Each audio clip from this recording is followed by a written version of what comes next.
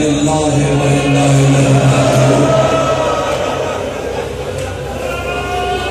एक रिवायत सुन लो, उसी पे बस महंगी सुन जाएगी और अवल फजल का ताबूत आ जाए। जब मुख्तार के सामने शिब्र बुलाया गया तय करके और मुख्तार ने हाल पूछना शुरू किया और एक मरतबा जलाल के आलम ने मुख्तार ने शिब्र से पूछा, ये बता तू आखिरी वक्त हुसैन के सीने पे सवार था, तूने क्या देखा आखिरी वक्त में हुसैन?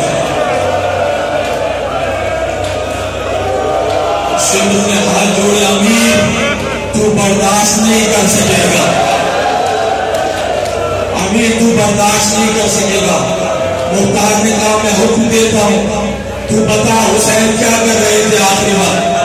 शिब्र कहता है मेरा घुटना मैं कैसे बताऊंगा, मेरा जानू हुसैन के सीने पे था।